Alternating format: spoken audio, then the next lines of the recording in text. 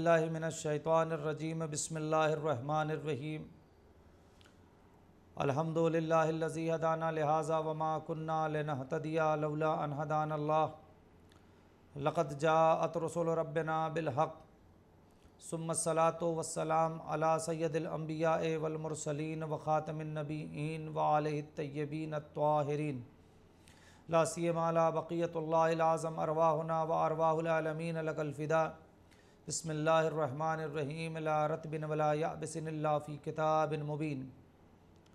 ناظرین کرام السلام علیکم ورحمۃ اللہ وبرکاتہ۔ ناظرین، کل ہم نے سورہ مبارکہ مائدہ کے سلسلے میں گفتگو کی تھی۔ آج ہماری 7ویں گفتگو ہے، یعنی آپ سمجھ گئے ہوں گے کہ آج ہماری گفتگو 7ویں پارے کے متعلق ہوگی۔ 7ویں پارے میں 2 حصے ہیں۔ سورہ مبارکہ مائدہ کی آیت نمبر 83 سے آخر تک کی ساری آیتیں، اور اس کے بعد سورہ مبارکہ انعام کی 110 آیتیں۔ 7ویں پارے میں سورہ انعام کی 110 آیتیں موجود ہیں۔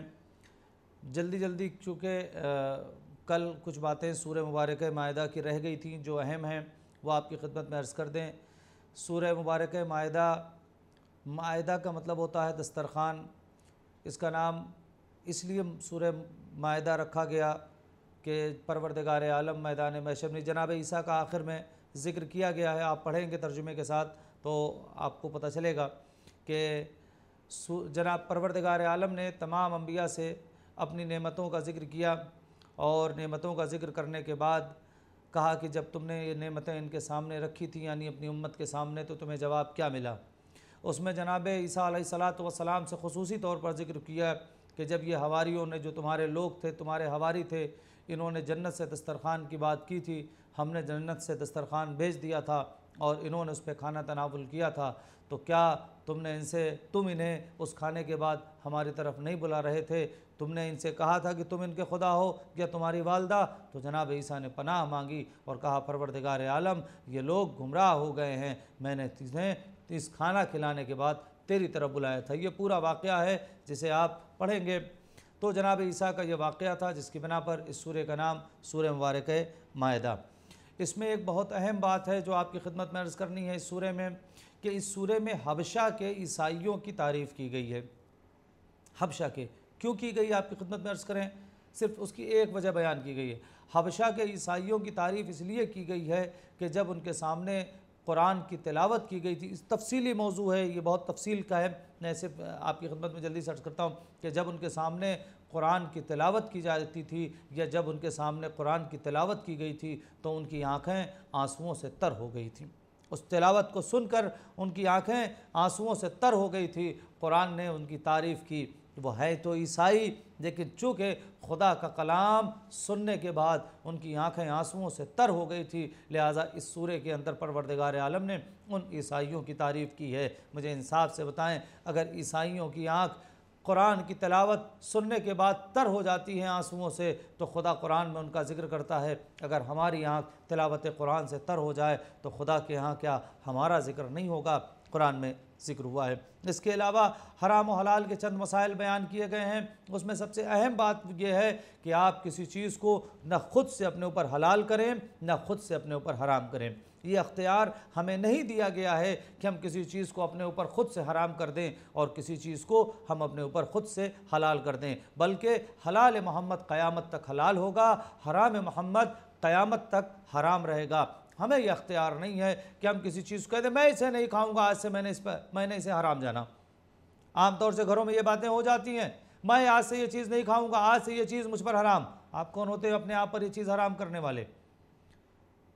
ہمیں اس بات کا اختیار نہیں ہے، خدا نے ہمیں اتنا اختیار نہیں دیا ہے ہم کسی چیز کو اپنے اوپر حرام قرار دیں۔ اس کا ذکر کیا گیا ہے۔ اس کے علاوہ ایک جو بہت اہم چیز ہے قسم کے کفارے کی، اسی سورہ میں ایک جگہ آیا ہے قسم کا کفارہ۔ دیکھیے لغو قسم جو آج انسان کھائے گا اس کا کوئی کفارہ نہیں ہے، لیکن اگر قسم شرعی کھاتا ہے یعنی اللہ واللہ باللہ تاللہ کے ذریعے سے قسم کھاتا ہے کہ واللہ میں یہ کام کروں گا یا یہ کام نہیں کروں گا، اس کے ذریعے سے قسم کھاتا ہے اور اس قسم کو پوری نہیں کرتا ہے تو اس کے لیے کفارہ بنتا ہے کہ یا وہ 10 آدمی کو کھانا کھلائے، یا 10 لوگوں کو کپڑا 10 مسکین کو کھانا کھلائے، یا 10 مسکین کو کپڑا پہنائے، یا غلام آزاد کرے۔ اگر یہ تینوں نہیں کر سکتا ہے تو 3 دن تک روزہ رکھے گا۔ اس کے علاوہ یہ سورہ مبارکہ مائدہ، سورہ مبارکہ مائدہ کے بعد سورہ مبارکہ انعام جس کی 110 آیتیں ہیں، اور 2 سے 3 اس کے فضائل، چونکہ وقت بہت کم ہوتا ہے، محدود وقت میں آپ کی خدمت میں باتیں عرض کرنے کا موقع ہے۔ سورہ مائدہ کے بعد سورہ مبارکہ انعام، سورہ انعام مکی سورہ ہے۔ امام علی رضا علیہ الصلوۃ والسلام فرماتے ہیں، سنیے گا بہت اہم بات ہے، اسے آپ یاد کر لیجئے گا کام کی بات۔ امام رضا علیہ السلام فرماتے ہیں کہ یہ سورہ اکٹھا نازل ہوا ہے، سورہ انعام ایسا نہیں، بعض سوروں میں آیت آیت نازل ہوئی ہے، لیکن امام فرماتے ہیں یہ سورہ ایک ساتھ، سورہ انعام ایک ساتھ نازل ہوا ہے، اکٹھا نازل ہوا ہے، اور اس کے ساتھ 70,000 فرشتے نازل ہوئے تھے جو اس سورے کو لے کر آئے تھے ایک ساتھ۔ آپ سوچیں خدا کی نگاہ میں اس سورے کی اہمیت کتنی ہے کہ ایک ساتھ 70,000 فرشتے اس سورے کو لے کر آئے ہیں پورے۔ اور اس کے بعد جو میں نے کہا تھا نا اہم بات ہے کہ وہ جو 70,000 فرشتے آئے تھے، جو شخص اس سورے کی تلاوت کرتا ہے قیامت تک وہ 70,000 فرشتے اس شخص کے لیے استغفار کرتے ہیں۔ قیامت تک 70,000 فرشتے جو اس سورے کو لے کر آئے تھے، سورہ مبارکہ انعام کو لے کر آئے تھے، وہ 70,000 فرشتے اس بات پر خدا نے معین کر رکھے ہیں کہ جو شخص بھی اس سورے کی تلاوت کرے گا پروردگار عالم انہیں حکم دے گا کہ قیامت تک اس کے لیے استغفار کریں۔ ابن عباس سے روایت ہے، سنیے گا، ابن عباس فرماتے ہیں کہ جو شخص ہر شب اس سورے کی تلاوت کرے گا، یعنی سورہ مبارکہ انعام، جو شخص ہر شب اس سورے کی تلاوت کرے گا روز محشر امان میں ہوگا۔ کیا حالات ہیں روز محشر کے آپ نے سنے ہیں؟ جہاں نہ باپ بیٹے کا ہوگا، نہ ماں بیٹی کی ہوگی، نہ شوہر زوجہ کا، نہ زوجہ، کوئی کسی کا نہیں ہوگا، سب ایک طرف بھاگ رہے ہوں گے، نفسی کا عالم ہوگا، کوئی کسی کو پہچان نہیں رہا ہوگا۔ ایسے ماحول میں اگر کوئی آدمی سکون سے ہوگا، کوئی آدمی امن سے ہوگا، تو وہ سورہ مبارکہ انعام کی تلاوت کرنے والا، اسے کوئی پریشانی نہیں ہوگی، امن و امان میں ہوگا۔ امام جعفر صادق علیہ الصلوۃ والسلام فرماتے ہیں جو شخص مسلسل 6 دن اسے مشک یا زعفران سے لکھ کر پیے گا وہ خیر کثیر پائے گا۔ 6 دن مسلسل، امام جعفر صادق علیہ السلام فرماتے ہیں کہ اگر کوئی شخص مسلسل 6 دن اس سورہ مبارکہ کو لکھے اور مشک یا زعفران سے اسے لکھے اور لکھ کر پی لے تو وہ خیر کثیر پائے گا اور تمام درد اور تکلیفوں سے نجات پا جائے گا۔ انسان کے اندر جو درد اور تکلیف ہے اس سورہ مبارکہ کی برکت سے اسے تمام درد سے نجات مل جائے گی اور اسے پریشانیاں اس کی دور ہو جائیں گی۔ لہٰذا کوشش کریں کہ اگر واقعاً ایسا لگتا ہے کہ ہم کسی درد میں مبتلا ہیں، ہم پریشانی میں مبتلا ہیں، تو 6 دن تک مسلسل اس سورہ مبارکہ کو لکھیں یا کسی سے لکھوائیں اور اسے پانی سے دھو کر پی لیں، انشاءاللہ اندر سے روحانی شفا جسے آپ کہتے ہیں وہ اس سورے کے ذریعے سے ملے گی۔ کہ اس سورے کی ابتدا ہی جو ہے وہ پروردگار عالم کی عظمت، اس کے تذکرے سے، جس میں آسمان اور زمین کی خلقت اور نور اور ظلمت کی تخلیق اور تقدیر کی بات ہوئی ہے۔ عظمت پروردگار، کیونکہ یہ نعمتوں والا سورہ ہے، نعمت پروردگار اس کے اندر ذکر کی گئی ہیں، عظمت پروردگار اس میں ذکر کی گئی ہے، ابتدا ہی عظمت پروردگار سے ہو رہی ہے، اور خلقت، آسمان و زمین کی خلقت کہ کیسے بنائی گئی ہے، آسمان زمین کس طریقے سے بنی گئی ہے، اور صرف آسمان اور زمین کی خلقت نہیں بلکہ نور اور ظلمت کی تخلیق اور تقدیر، یہ دونوں بھی اس میں ذکر کی گئی ہیں۔ عظمت پروردگار کے بعد اس سورے کے اندر یعنی سورہ انعام میں توحید کے بعد رسالت کا ذکر ہے، اور ایک خاص بات جو اس میں ذکر کی گئی ہے وہ یہ ہے کہ نبی کی دعوت سارے عالم کے لیے ہے. ایسا نہیں ہے کہ نبی کی دعوت سے مسلمانوں کے لیے، عالمین کے لیے نبی ہیں. تو نبی کی دعوت بھی اور نبی کا پیغام بھی وہ عالمین کے لیے ہے، وہ سب کے لیے. ہماری ذمہ داری ہے کہ ہم پیغمبر کے دعوت کو اور پیغمبر کے کام کو آگے بڑھائیں. اور آپ کی خدمت میں عرض کریں، پیغمبر کی دل کی تسلی کے لیے اس سورے کے اندر پروردگار عالم نے 18 انبیاء کا ذکر کیا ہے. 18 نبیوں کا ذکر اس ایک سورے کے اندر، سورہ مبارکہ انعام میں 26 یا 27 نبیوں کو کل قرآن میں ذکر ہے، جن میں 18 نبیوں کا ذکر اسی سورہ مبارکہ انعام میں ہے.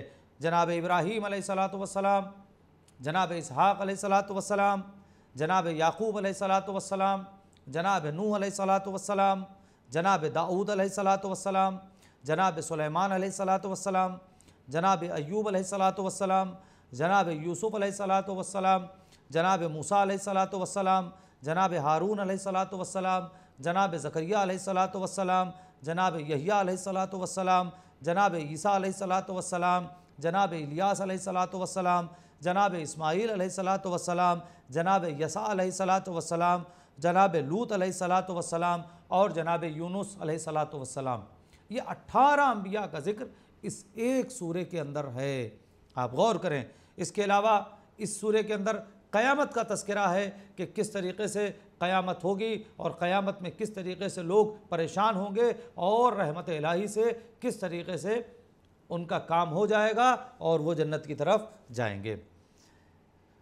ایک جو اہم بات ہے جس کو بیان کر کے میں اپنی بات کو آج کی ختم کروں گا انشاءاللہ تعالی، اس میں آخر میں توبہ کی حقیقت کہ اصل توبہ ہے کیا، اور اصلاح اور گزشتہ کی تلافی.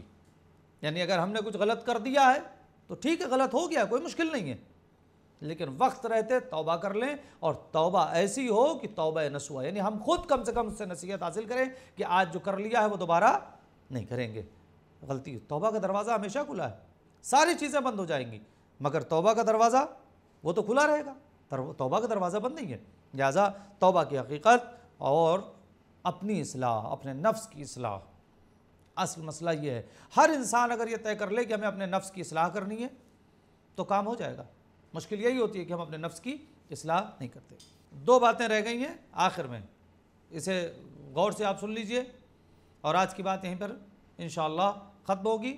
کل 8ویں پارے کے سلسلے میں انشاءاللہ ہم لوگ گفتگو کریں گے. جس مجلس میں یا جس جگہ پر آیات الہی کا مذاق اڑایا جا رہا ہو وہاں پر جانے کی ممانعت ہے. جن جگہوں پر، بہت اس کی تفصیل ہے، میں اجمالی طور پر ذکر کروں گا، جس جگہ پر آیات الہی کا مذاق اڑایا جا رہا ہو، شعائر اللہ کی توہین ہو رہی ہو، وہاں پر اگر ہم اسے روک نہیں سکتے ہیں تو کم سے کم ہم وہاں پر جائیں بھی نہیں. ہمارا جانا بھی مناسب نہیں ہے اگر وہاں پر شعائر اللہ کی توہین ہو رہی ہے، آیات الہی کا مذاق اڑایا جا رہا ہے، تو ایسی جگہ پر ہمارا جانا جائز نہیں ہے، حرام ہے. اسی سورے میں گالی دینے کے لیے منع کیا ہے. اسی سورے میں بہت آسانی سے ہم گالیاں دے لیتے ہیں ایک دوسرے کو، صاف طور پر قرآن منع کر رہا ہے. اس سورے میں گالی دینے کے لیے منع کیا گیا، یہاں تک کہ دشمن تک کو. میں ایک بات اور عرض کر دوں، گالی الگ چیز ہے، لعنت الگ چیز ہے. قرآن لعنت کی حمایت کرتا ہے، لعنت ایک الگ مسئلہ ہے، لیکن گالی ایک الگ مسئلہ ہے. گالی سے منع کیا گیا ہے، آپ گالی نہیں دے سکتے ہیں. گالی کے لیے قرآن یہاں تک کہ دشمنوں تک کے لیے منع کیا ہے کہ آپ کو گالی دینے کی اجازت نہیں ہے، آپ گالی نہیں دے سکتے. لعنت ایک الگ ٹاپک ہے، گالی ایک الگ ٹاپک ہے. گالی کے لیے منع کیا گیا ہے. لہٰذا آج جب ہم یہ سورہ پڑھیں گے اور یہ پارہ پڑھیں گے تو آج ہم طے کر کے اٹھیں گے کہ اپنے نفس کی اصلاح کریں گے، اور آج سے طے کریں گے کہ ہم آج سے گالی نہیں بکیں گے. وآخر دعوانا ان الحمد للہ رب العالمین. انشاءاللہ